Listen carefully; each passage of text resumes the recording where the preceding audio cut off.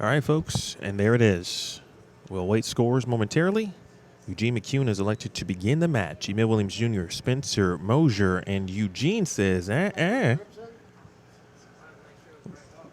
He's got to make sure it's the right ball, he said. Looks like he might have, I was going to say two of the same ball.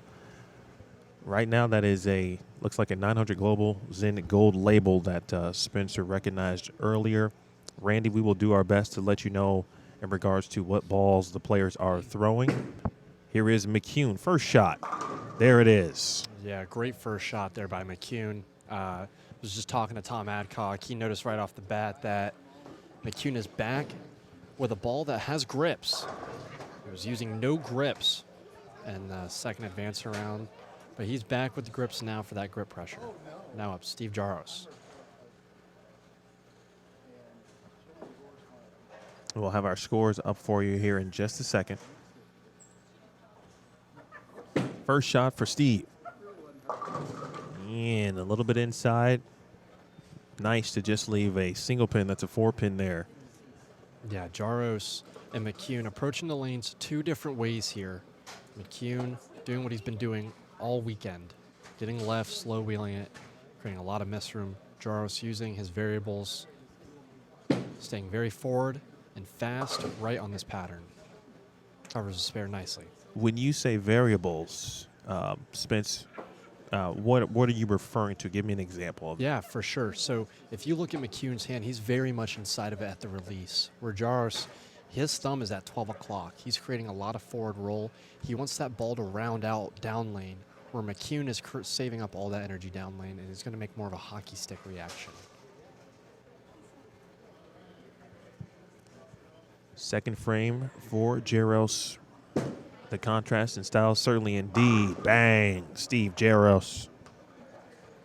Yeah, you see that very well in his shots, where that ball doesn't want to continue hooking Emil. It sees the spot, it rounds out very nicely, and it caters to the way he's approaching the lane right now.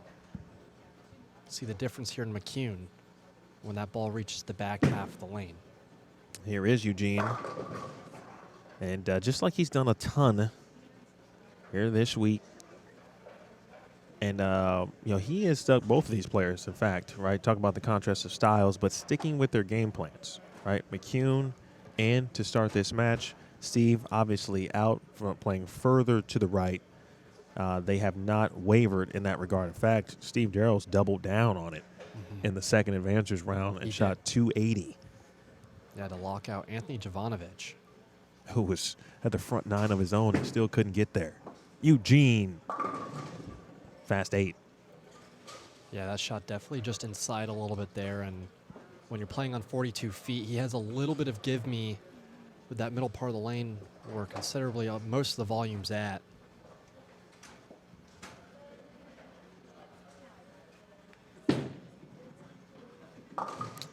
Again, top seed here is Tom Adcock. There are 3 RPI spots available for those who advance to the Stepladder finals. Those have now, of course, been determined. Tom, Eugene here, and Steve.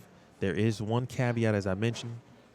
If Tom wins the Midwest RPI today, he already has the spot in the Central region.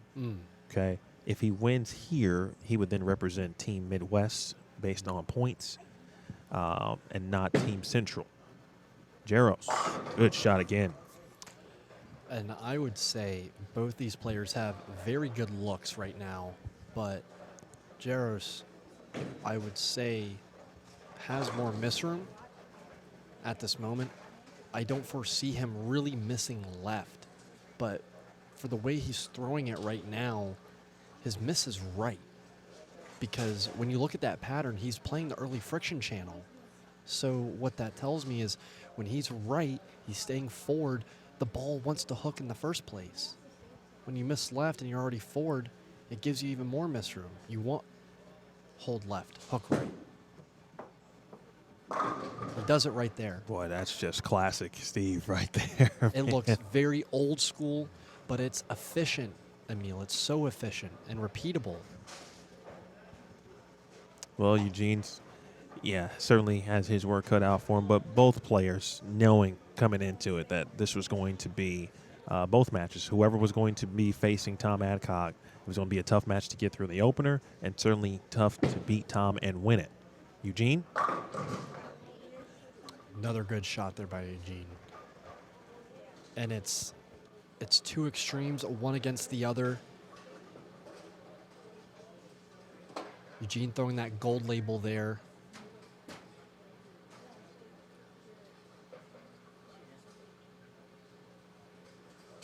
Which is going to give him that down lane shape, bigger core inside. A little bit left, a fourth arrow, turns the corner, stone 9-pin.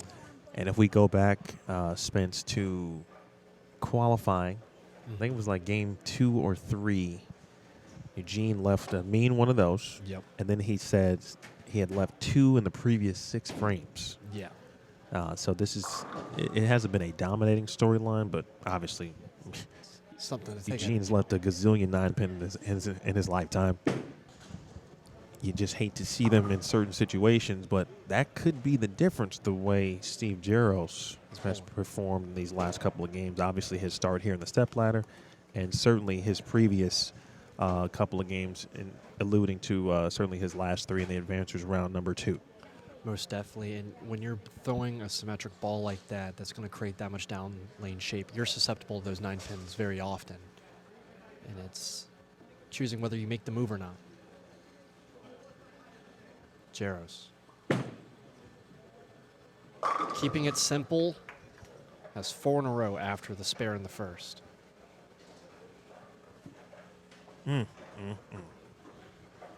Very, as you said, simple, and it's just on cue for Jaros, right? I mean, you anticipate him to play the lanes in this manner, and he has not wavered, disappointed in any fashion. We'll get a look at that after his shot in the 6th frame. He's got spare 4-bagger, folks, and looking for more here, trying to capitalize and extend the lead here early.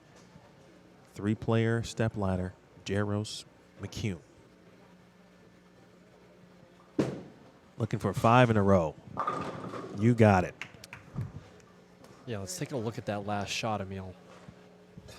Just to show how simple that game is. It's right over second arrow. He's going up the lane, and the ball, that forward roll, it sees it. It doesn't want to continue. Goes nice end over end, and he's playing the shim line. Eugene McCune now. Opposite end of the spectrum. Ball has enough energy just to get the light mixer.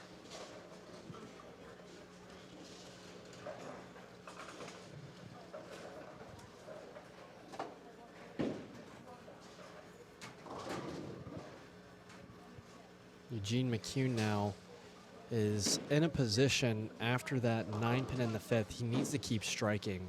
And it's kind of just like when Jaros was fending off Anthony Jovanovic, who was going for perfection. Wow. Oh, no. Back-to-back 9-pins on the left lane, and that actually might be all. That might be all she wrote. It's going to take a lot of help from Steve at this point for McCune. Certainly not over, but the way your opponent, obviously, and these players so experienced in that regard. Eugene has won 3 PBA titles, a couple on the PBA50, 34 regional titles, and I think he felt the wind kind of pop out the sail on that one. Yeah, for sure. And it was just one of those decisions, you know, where you try to make a little bit of a move or you try and keep stuffing it into the pocket, and he stuffed it.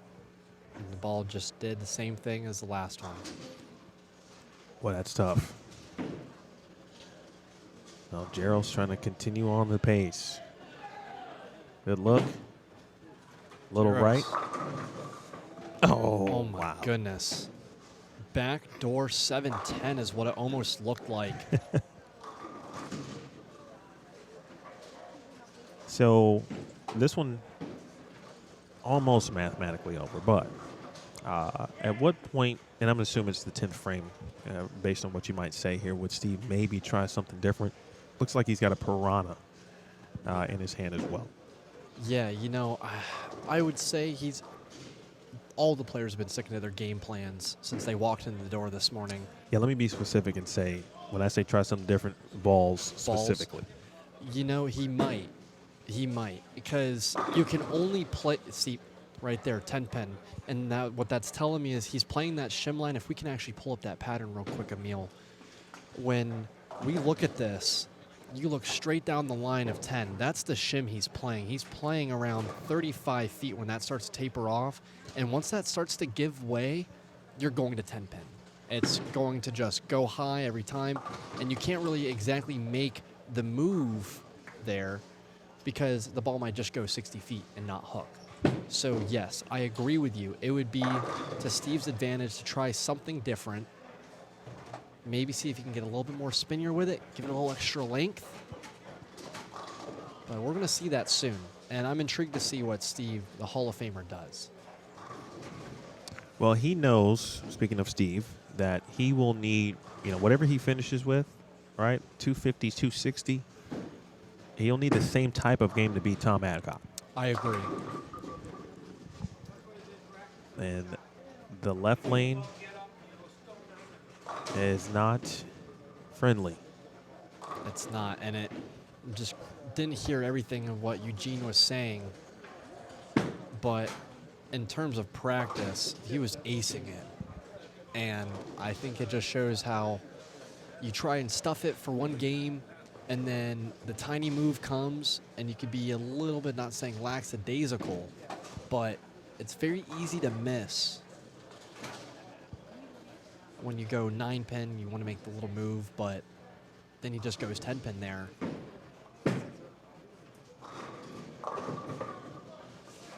Good move there by Jaros. And I'm going to take a guess, Emil. I don't think he's going to change balls. What I'm going to think he does is he's throwing stock speed right now, we'll say for this game. Mm-hmm. He's going to just get faster. We know Steve can fire it. He's been slow during qualifying, and as the tournaments are going on, he's just been progressively getting more right and faster because pattern memory is setting in. He knows the house topography-wise wants to hook, and great bowlers understand no matter what you put out, topography will always trump the pattern. And if he can go fast and do that, he's going to win this tournament. Eugene McCune having a laugh, of course, saying he carries all that garbage. So mathematically, of course, this one's over in the 9th frame. Steve Jaros will move on to the championship match and will face Tom Adcock. Jaros, 7-time national champion, 43 regionals. Combined, these two players have 77 regional titles. Wow. It could be 78 if Steve Jaros wins. Wow.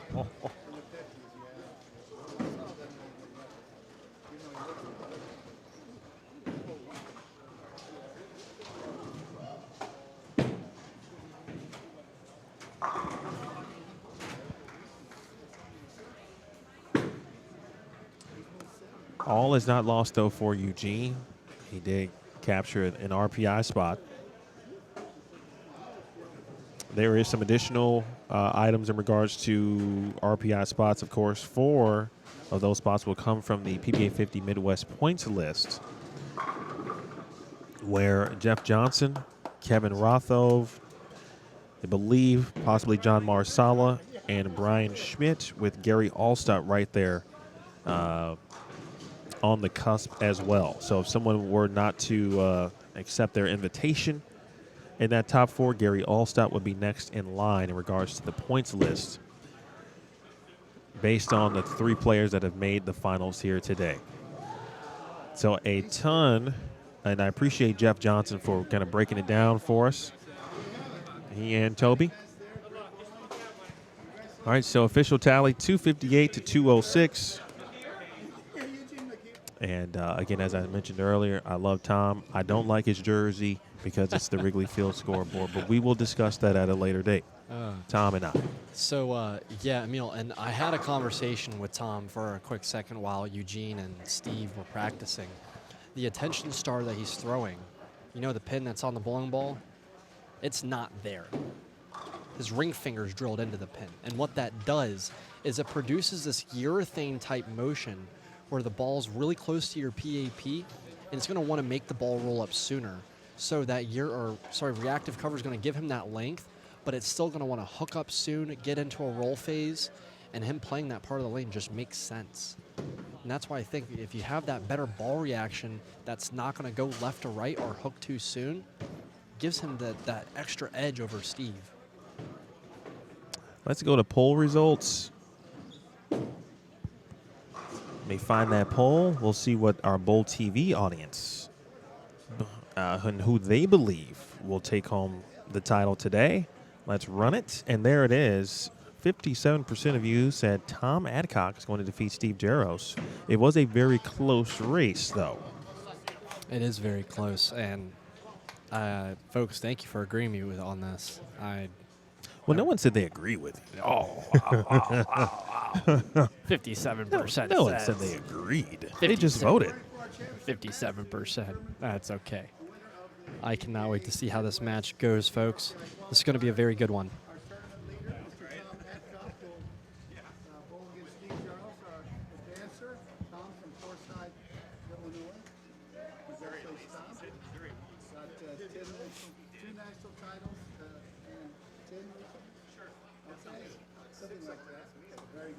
Very well accomplished, gentlemen. 13 for second, 2,000 for first. Gentlemen, raise your ears.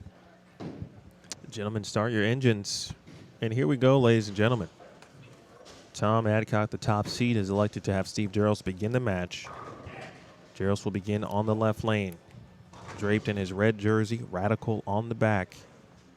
Same bowling ball, Piranha in his hands. Opening shot, championship match. And Bang. He did it, Emil. He went right for it. He's going to go with a little bit more speed. He's taking the hand out of it. He knows he broke down that spot where there's the defined friction, and he's just letting those lane beds go to work. Emil Williams Jr. with Spencer Mosier, the young rook, doing a great job here this weekend. Tonight he's just going to go back to his room, prepare for class in the morning. That's right, and a tournament this weekend. First shot for Tom Adcock. Championship match. Wraps the 10-pin. Good shot there. Really good shot by Tom. You know, it's the one thing. When you're going to go fast, him and Steve, it's going to be a fast 10-pin today. Tom's playing just a little bit deeper.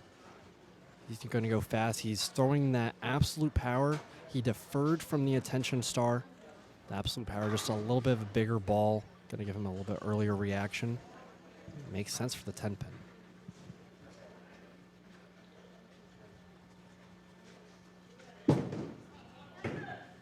Spence, when you say fast 10-pin, kind of give the viewer an idea what you mean by that as we watch that replay. Yeah, for sure. So you see Tom here. He's getting really quick. He's deep inside the lane, and he probably could have just really got up on this one and it hooked up soon. Because he's deep, he got a little bit more firmer at the bottom. Ball probably just went hooked up sooner, went high on the pocket. Textbook wrap 10-pin. And phrase, fast 10-pin.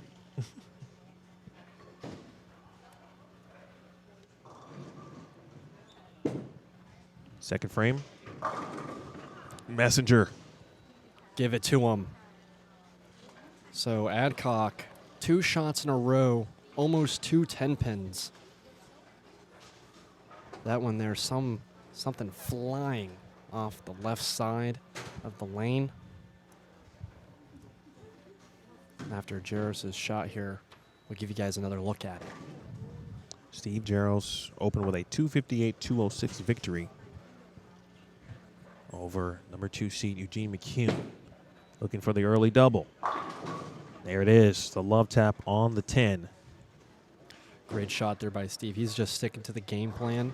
He knows that he has the hook right. He knows that the lane surfaces want to hook and help him.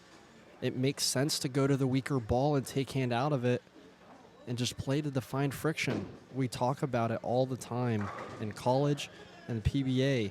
You find the early hook and you exploit it. And Steve Jaros is doing a great job at it right now. Won the Tournament of Champions 2005. Also has a 300 on national television. He's about done it all. Jaros, 3 in a row. Rinse, wash, repeat from Steve. And it's as simple as that, Emil. There's nothing special to it. It's so simplistic. It's repeatable. And he's got 3 up on the board.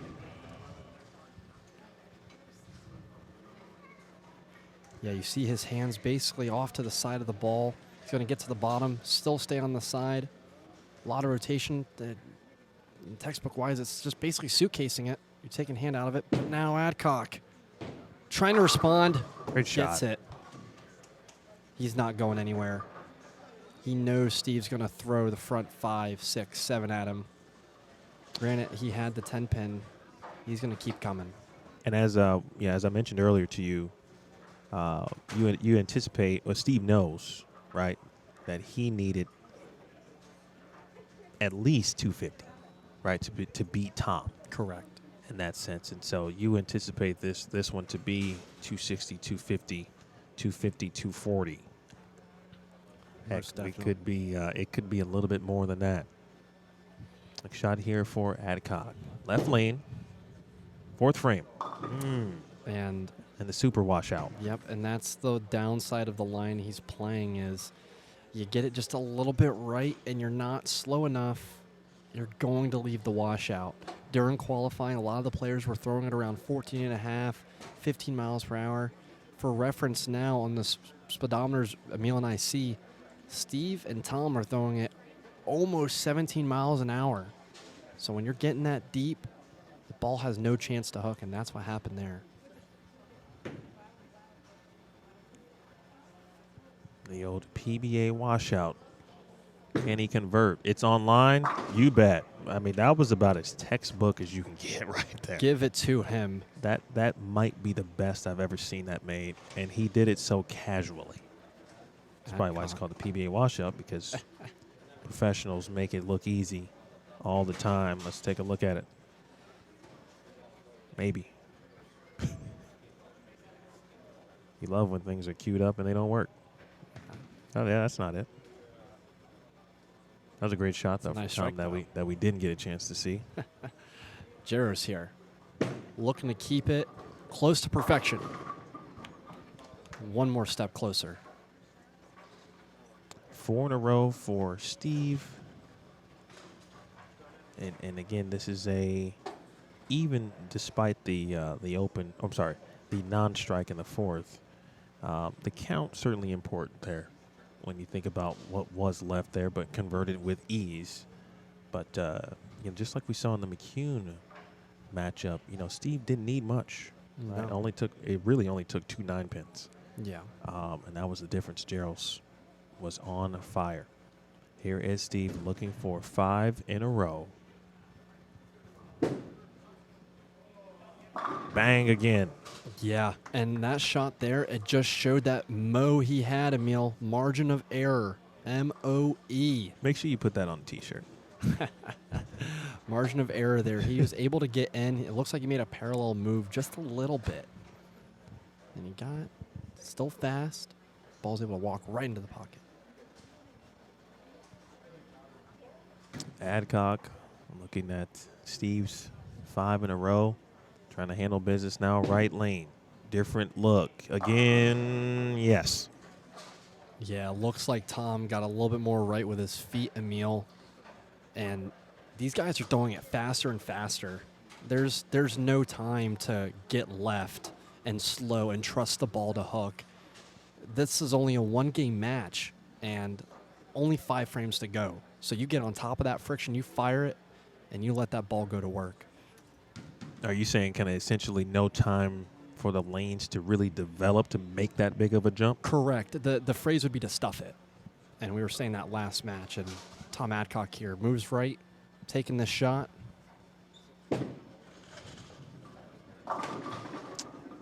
If he can get carry on the left lane, and the left lane was also the bugaboo for Eugene McCune, albeit in a different way. A couple of 9-pins for Eugene, and then one that didn't hook kind of late.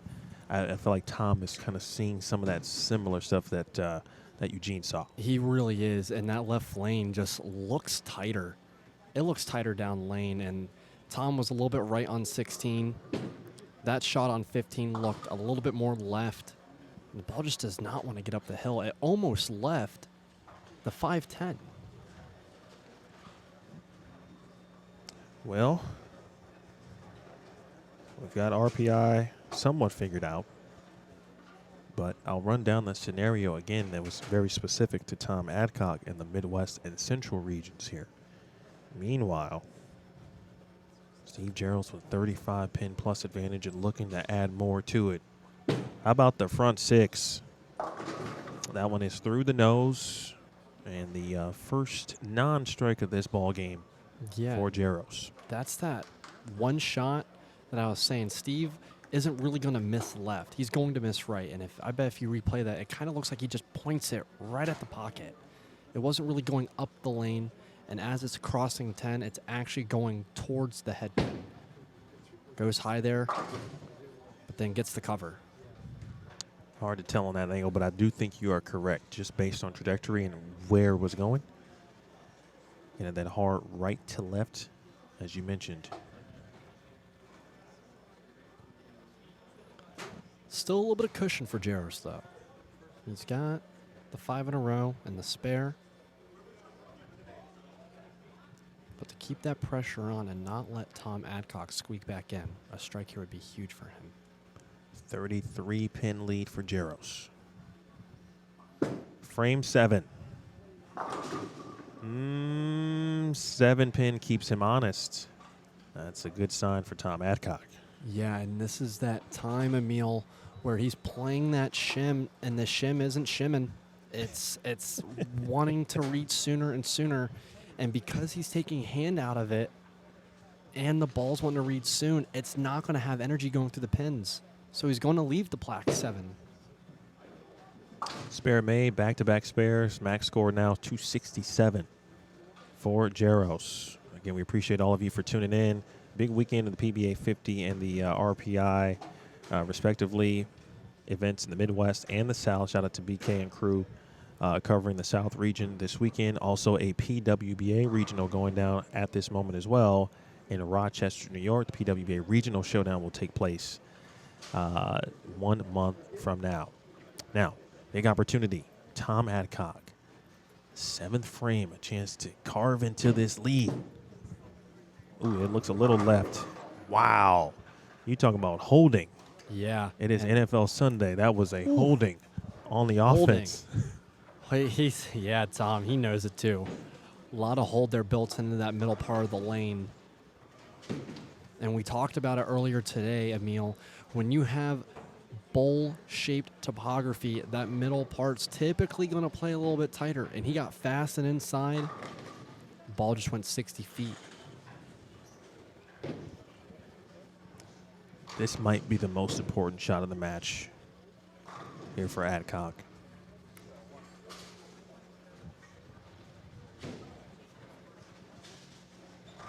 Feels like a must-have. Read it. No. The light 4-8 situation. The ball just did not want to get up the hill. He's deep. He's playing the lanes very similar on the left and right side. And just right now, that left lane has been trouble for Eugene McCune and now Tom Adcock. It's a good spare, of course, because that is very choppable. Easy to take the 8 right off, easy to take the 4 right off. And now max score for Adcock, 225. Jaros, in a pacing scenario, if you were to go strike, spare, strike, would be in the 230s. Mm-hmm.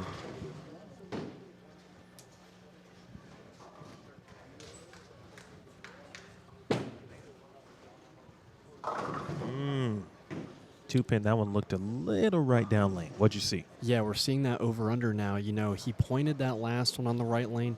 That one he missed right.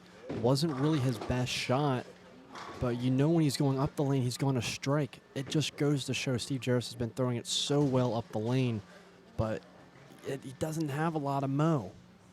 You need more mo. But hey, 2-pin right here is keeping him in the game with the cover.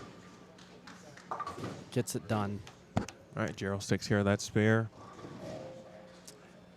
9th frame coming up, and Adcock is going to finish first. And at this point, obviously, you know, when Adcock steps up, he will not be in a shutout, you know, situation.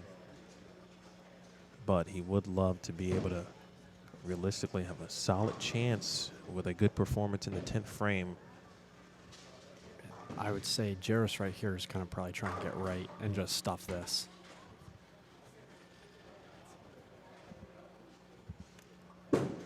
See Jaros. Oh, wraps a 10. Great shot. And that's what he did. He got right. It looked really good off his hand, and the only thing that could happen when you get right is you go just a tad high. He's already taking the hand out of it, and I don't think he can take more out. The only way you can is if you're killing the wrist a little bit.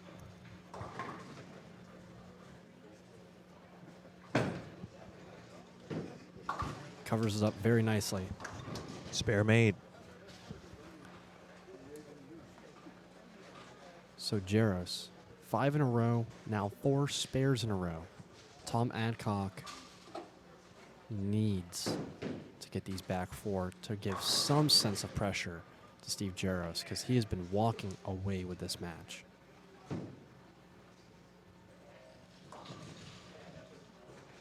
He's been solid on the right lane. 3 out of 4 here. Does he have another? Absolutely he does. That was a really good strike, Emil. Split the 8-9. He's playing the shim, and just the one thing I'm hoping for right here, he's going into the 10th on this left lane. He needs to let this ball get up the hill.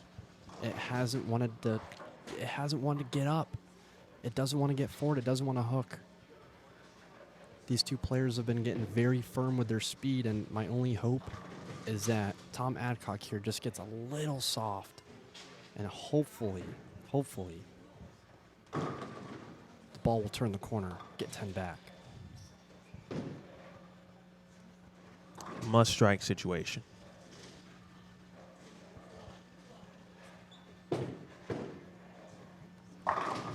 Oh, there is one. I've been waiting for it. Gives us the wave. Finally got one on the right lane, of course. Yeah, and you know, I'm looking at the speed right here. It looks about the same on the speed, but I can tell you, he got just a little bit more around it, and that may have been the trick. Get a little bit more around it, give it a little bit more energy down lane. You see it right next to 10 on that tracer, and taps out the 10 pin.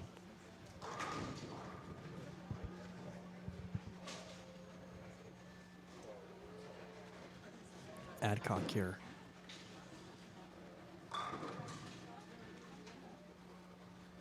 Trying to muster 3 in a row. Oh, no. 10 pin.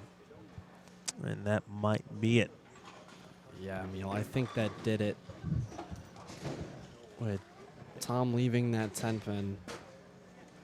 Max score for him, 214. He's got to keep it on the lane, essentially. Yeah, Jaros just, quite honestly, could take his ball, knuckleball right at the head pin and win. Great showing there by Tom Adcock and Steve Jaros.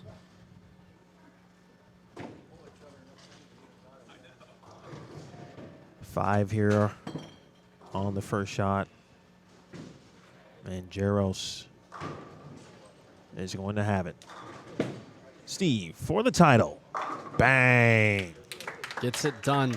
Steve Jaros, the Midwest RPI champion here at Strike and Spare 2 in Lockport, Illinois. Great job by Steve, and I can't wait to talk to him after he finishes up his 10th frame, and we talk about that approach to bowling on this 42-foot pattern today. Staying right, taking hand out of it, letting the ball and topography do the work. Great job for Steve.